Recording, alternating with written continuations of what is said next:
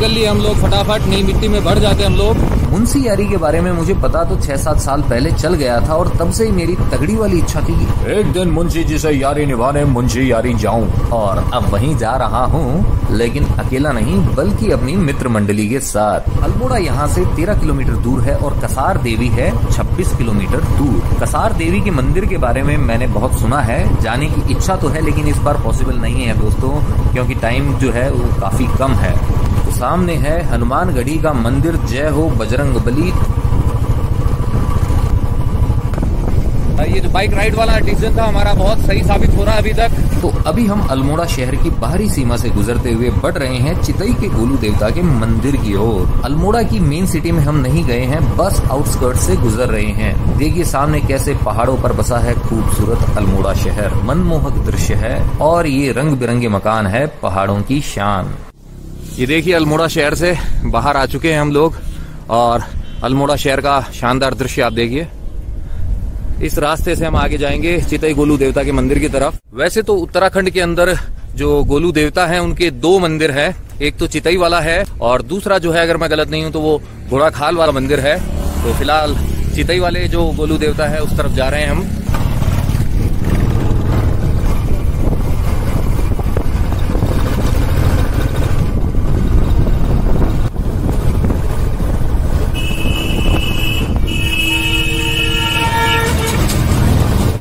देखिए यहाँ जंगल में फिर से आग लग गई है, देख सकते हैं आप ये उठता हुआ धुआं।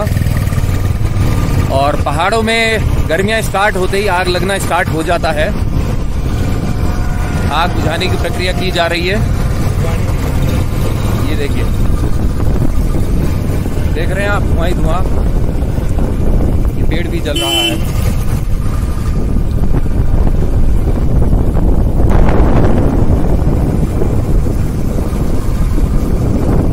पूरी काली पड़ चुकी है ये पहाड़ी।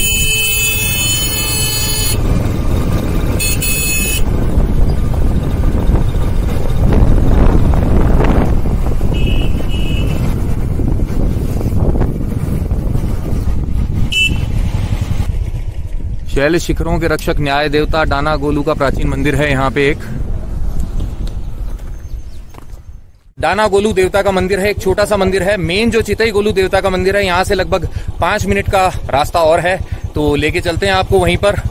और यहाँ भी गोलू देवता को हमने नमस्कार कर दिया है, प्रणाम करके अब आगे बढ़ रहे हैं। लीजिए आ चुका है चितई गांव और बस थोड़ी ही दूर है चितई के प्रसिद्ध गोलू देवता का मंदिर, जो न्याय के सबसे बड़े देवता भी कहलाते हैं। ये देखिए सामने दिखाई दे रहा है उनका मंदिर।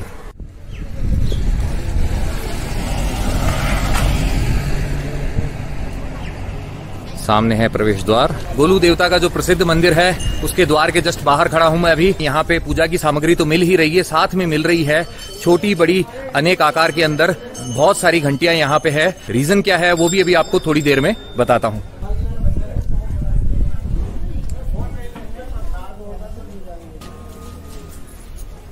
हर जगह आपको घंटियां ही घंटियां दिखाई दे रही है,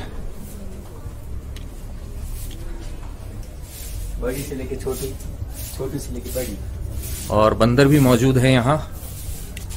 वानर राज छीन सकते हैं आपका।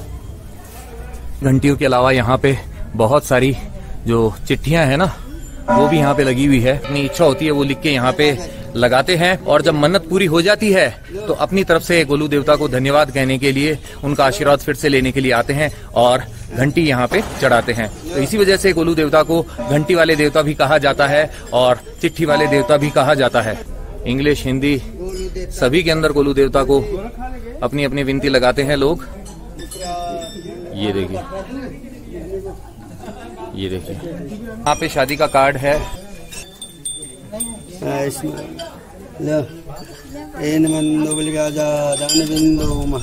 गोलू देवता रक्षा करे। ये देखिए वानर राज यहाँ भी मौजूद है।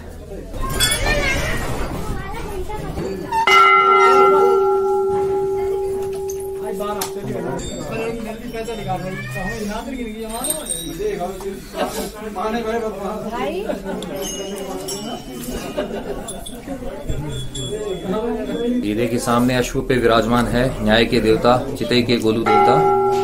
बहुत पुराना मंदिर है यह।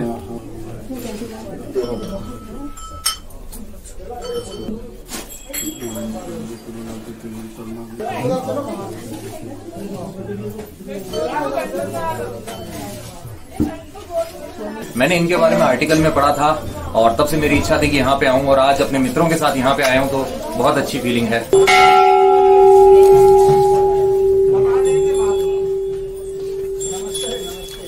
दूर दूर से लोगों ने अपनी अपनी अरदास लगाई है।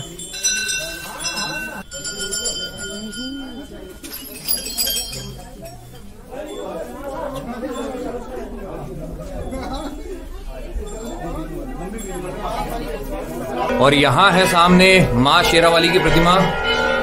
जय माता दी।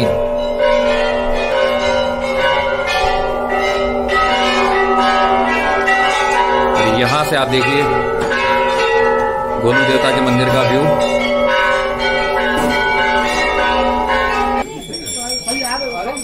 और इस तरीके से हमारी परिक्रमा पूर्ण होती है। परिक्रमा पूर्ण जी अच्छा लग रहा है, बहुत अच्छा। लोग इतनी विश मांगते हैं, पहली बार देखा। और यहाँ गोलू देवता के मंदिर में आपको एक और खास बात बताना चाहता हूँ। जो जीतू है इसका भी जो है निक नेम वो है गोलू। तो आज गोलू की गोलू देवता से मुलाकात करवा के मुझे भी बहुत अच्छा लग रहा है। और हमारा रूपल वैसे गोलू मोलू है तो इसकी भी गोलू देवता से मुलाकात हो गई है। बस मंदिर की खास बात, सबसे यूनिक चीज यही चीज आ रही है, जो घंटी आप बांधते हो अपनी मनोकामना पूरी होने के बाद। अपनी अर्जी लिख रहा है हिमांशु, हम भी लिखेंगे। मैं भी अपनी जो मनोकामना है वो भी एक कागज पर लिखकर गोलू देवता के चरणों में लगा देता हूँ अपनी अर्जी। जैसे ही पूरी होगी फिर आऊंगा और घंटी यहाँ पे श्रद्धा पूर्वक चढ़ाऊंगा। मनोकामना की चिट्ठी, मेरी अरदास की चिट्ठी लिख दी है और पंडित जी जो है अभी इसके ऊपर पूजा कर देंगे।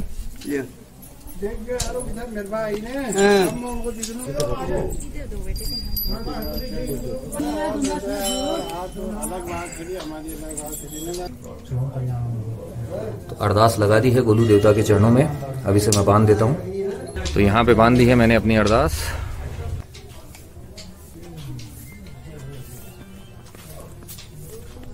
अब आपको बताता हूं मैं जो न्याय के देवता गोलू महाराज है इनकी कथा जो मुझे यहाँ पे आने पर पंडित जी से पता चली है।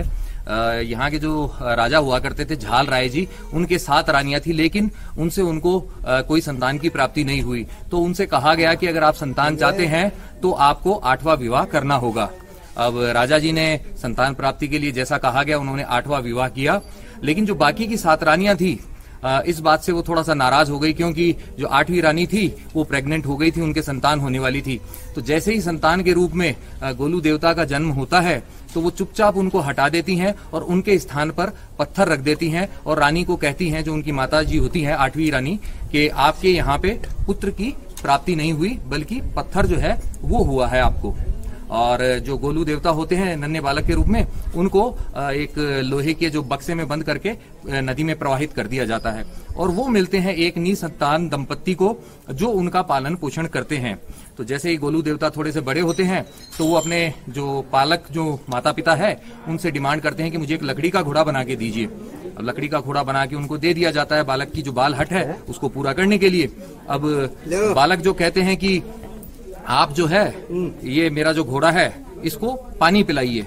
अब सब लोग कहते हैं कि भाई इस घोड़े को पानी थोड़ी पिलाया जाएगा, लकड़ी का घोड़ा कौन सा पानी पिएगा। और ऐसे ही ये बात जब बाकी की 7 रानियां हैं उन तक पहुंचती है तो वो भी कहती हैं कि भाई लकड़ी का जो घोड़ा है यह पानी थोड़ी पिएगा। तो गोलू देवता है वो बोलते हैं तो एक जो स्त्री है उसको पुत्र ही तो प्राप्त होगा या पुत्री प्राप्त होगी संतान के रूप में, कोई पत्थर थोड़ी होगा। तो यही बात जब राजा जी के सम्मुख जाती है तब बाद में फिर राजा जी जो रानियों का जो पूरा कांड है पता चलता है उनको, तो वो उनको सजा देना चाहते हैं। तो लेकिन जो नन्हे गोलू देवता होते हैं वो उनको सजा देने से मना कर देते हैं। बस बोला मुझे ये न्याय ही करना था कि जो मेरी माँ के साथ में गलत हुआ था मुझे वो चीज सही करनी थी। तो तब से ही बाद में जो गोलू देवता है वो न्याय के देवता के रूप में यहाँ पूजे जाते हैं और उन्हें कहा जाता है गौर भैरव। जैसे कि एक काल भैरव होते हैं वैसे गौर भैरव के ये अवतार माने जाते हैं। रूपल जी बहुत बड़ी बड़ी पर्चियां लिख रहे हैं, छुपा छुपा के लिखने पड़ते, सपने इतने ही, ख्वाब इतने। लगाओ लगाओ अपनी अरदास जो है सबसे खास। तो गोलू देवता से एक और जो अनऑफिशियली मतलब जो बिना चिट्ठी के जो विनती है वो यही है कि हम दोनों भाइयों का प्यार हमेशा यूं ही बरकरार रखे। चांद तारे तोड़ लाऊं सारी दुनिया पर मैं चाहूं, बस इतना सा ख्वाब है, बस इतना सा ख्वाब है। तो गोलू देवता उन सबकी मनोकामनाओं को पूर्ण करे। जाते हैं मंदिर से नीचे, करते हैं थोड़ा सा लंच और उसके बाद में बढ़ते हैं हमारे सफर के ऊपर। और यहाँ पे खड़ी है हमारी बुलेट्स। तो यहाँ पे सिंपल थाली के लंच के बाद में अब हम चितई से बढ़ रहे हैं आगे चौकोड़े की तरफ। हमारी जो मंजिल है हम यही सोच रहे हैं कि नाइट स्टे वहीं पे किया जाए। वैसे तो हमारा जो फाइनल डेस्टिनेशन है वो तो है मुंशियारी, जो कि आज पहुंचना संभव नहीं है। और जो चौकोड़ी है वो यहाँ से लगभग 100 किलोमीटर दूर है। तो हम इजीली 2-2.5 घंटे के अंदर पहुंच जाएंगे। धीरे धीरे जाएंगे तो भी ज्यादा से ज्यादा 3 घंटे मान लीजिए। तो अभी 3 बजे हैं, 6 बजे तक हम लोग वहां पहुंचने की उम्मीद करते हैं। बाइक्स पे बैठ चुके हैं तीनों जवान, मैं भी बैठता हूं। चलो ठीक है।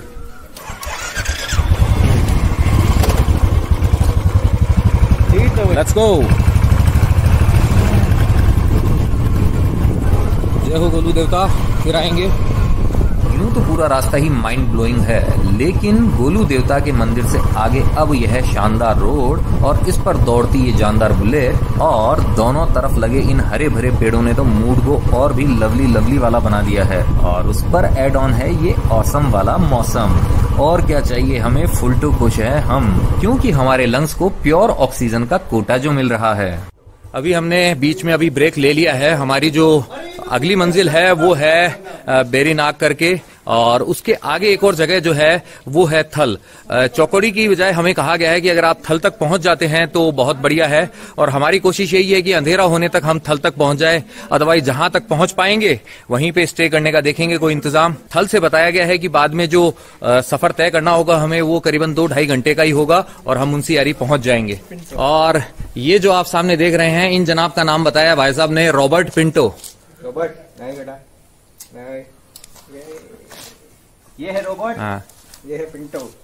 ये रॉबर्ट, ये पिंटो। तेजा मैं हूँ, मार्क इधर है। मैं प्रेम और ये अमर, अमर प्रेम, अमर प्रेम और ये महापुरुष। मैं महापुरुष है। और देखिए भाई साहब, मैं तो बोलता ही हूँ कि मैं तो पूरा फिल्मी हूँ। क्या करें कि बचपन में देख के बड़े हुए हैं, सारी की सारी फिल्में हैं तो फिल्मीपना जाग ही जाता है। बेरीनाग अब 23 किलोमीटर दूर है और हम लोग पहली बार एंटर हो चुके हैं पिथौरागढ़ जिले में। पिथौरागढ़ शहर तो अभी थोड़ी दूर है, शाम अब होने ही वाली है तो हमें भी लाइट्स अब ऑन कर ही लेनी चाहिए। पेड़ों के बीच में से झांकते हुए शाम के सूर्यदेव थोड़ी देर बाद में ये पहाड़ के नीचे चले जाएंगे और यहाँ अंधेरा हो जाएगा। और हमारी कोशिश यही है कि हम जल्द से जल्द बेरीनाग होते हुए चौकोड़ी पहुंचे। क्यों हिमांशु? बहुत बहुत बहुत मजा आया। इतना रास्ते इतने अच्छे है ना, ये बहुत मजा आ गया। कमर दुख रही है थोड़ी बहुत। करने का नो पेन नो गेन। चलिए आगे चलते हैं। हमारे वीर जमाज भी आ गए हैं पीछे से। बिल्कुल आ गए हैं, देखिए ये थोड़ा पीछे रह गए थे तो हम भी चलते हैं अब। चलो चलो चलो, आ रहे हैं हम। और ये है सामने, आप देखिए, संकट मोचन हनुमान मंदिर गुप्तेश्वर का, गोदी घाट पिथौरागढ़। दर्शन का समय जो है वो दोपहर तक ही था, अभी मंदिर बंद है, हम अंदर नहीं जा सकते हैं। तो यहीं से प्रणाम, प्रभु आशीर्वाद बनाए रखे। जय बजरंगबली, जय बजरंगबली, जय दरबार की जय। चलते चलते प्रकृति का ये नज़ारा देख के खुद को रोक नहीं पाया हूं मैं। इसे शूट करने से वंचित नहीं रहा जा सकता। ये देखिए आप, दूर तक सीढ़ी नुमा खेत ही खेत। तो ये जगह है पिथौरागढ़ जिला। पिथौरागढ़ जिले में हम जा रहे हैं चौकोड़ी की तरफ, जहां पे हमें देखने को मिलेंगे और भी प्यारे प्यारे नज़ारे। हेलमेट लगा लगा के बाल जो है चिपक गए हैं, थोड़ा बहुत कष्ट भी उठाना पड़ रहा है इस बैग की वजह से, लेकिन ये सारे कष्ट उठाए जा सकते हैं उन नज़ारों के लिए जो हमें वहां देखने को मिलेंगे। और खास तौर पे अभी शाम के समय ये जो प्यारा प्यारा नज़ारा दिख रहा है, हिमांशु का भी दिल गार्डन गार्डन हो रहा है। फोटो लेने को मैंने बोला मनीष भैया को रुकने का। चलिए अब आगे चलते हैं, रुक नहीं सकते हम लोग यहाँ पे क्योंकि अंधेरा हो जाएगा। तो लीजिए, फाइनली हम लोग पहुंच चुके हैं शाम के वक्त में चौकोड़ी, जहां हमें पहुंचना था, हमारी जो मंजिल थी आज की। और देख सकते हैं आप यहाँ का नजारा भी।